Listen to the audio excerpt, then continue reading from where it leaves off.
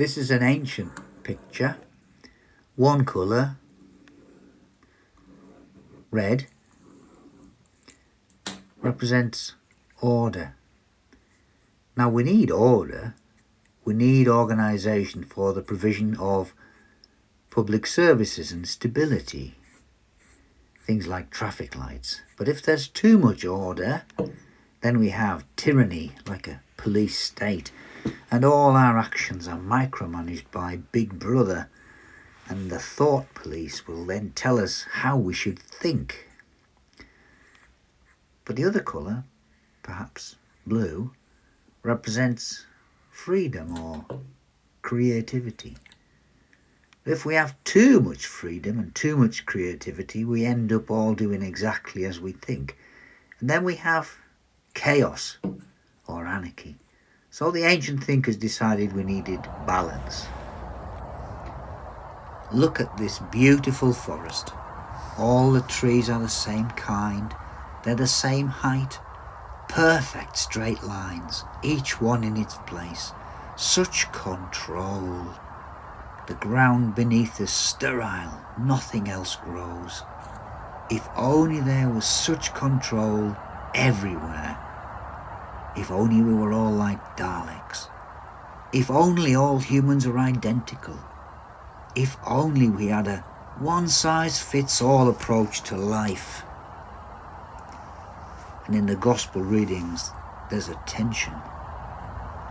The religious authorities have invented a whole load of rules. And these rules are not found in the Old Testament. They're made up. But they've become more important than feeding the poor, more important than healing the sick, or connecting our population with God. And in so many of the miracles, Jesus breaks one or more of their rules. Mercy is much more powerful than ritual, and the crowd know this. But the religious leaders are not concerned about that. They're more concerned about using the right colour cloth on the altar, or standing in the right place, or doing everything how it's always been done. And miracles are an insult to the given order. They are offensive because the order of life is changed when God steps in to change things. But look at this mess. I mean, the large tree is a sweet chestnut, but there are silver birch trees, hawthorn, holly, hazelnut and ash, and they're all different sizes. There's even a dead one for the woodpecker, and on the ground it's a complete mix-up. Deer, badgers, rabbit, foxes, and all of that greenery, and pesky insects too. Let me back inside the pine wood where I can feel secure, where life is predictable.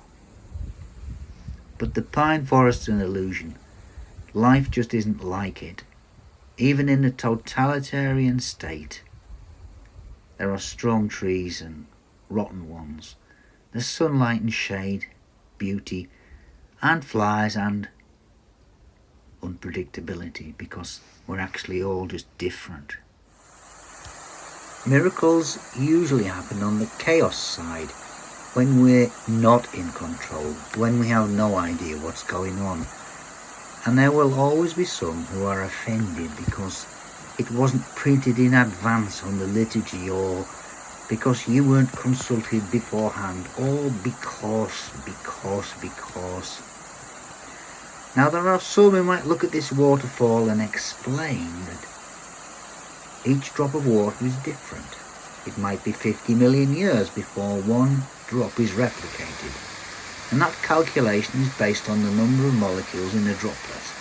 So that's one way of looking at it, but someone else might just say, wow, it's beautiful. The Pharisees can't see beauty when he's standing right in front of them. They don't see a man who's been crippled for 37 years. They complain because he's carrying his mattress home on the Sabbath. They don't see a withered hand being restored. They see one of their traditions being broken. Traditions are temporary, but the word of the Lord lasts forever. And there are only three things which endure forever: faith, hope, and love. We see all of them in Jesus. So instead of calculating the number of molecules in the droplet, perhaps you could see his smile in all these drops, the smile of Jesus seen in a waterfall.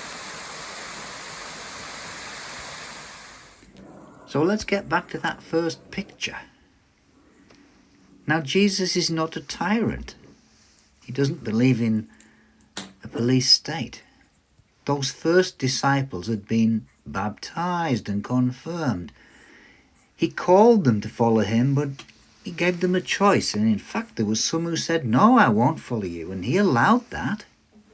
And at some point, they found his teaching hard, and they said, "This is hard teaching." And a few of them left.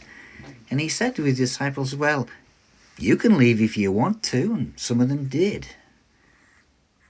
But Jesus had free will, but he chose to obey the Father.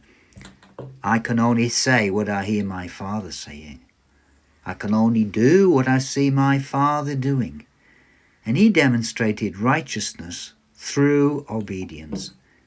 And his death on the cross shows us what perfect righteousness looks like. This is an apple tree planted deliberately in front of that pine forest. I know the one who put it there. Beauty stands in front of doctrine. May God be with us as we journey through life. Amen.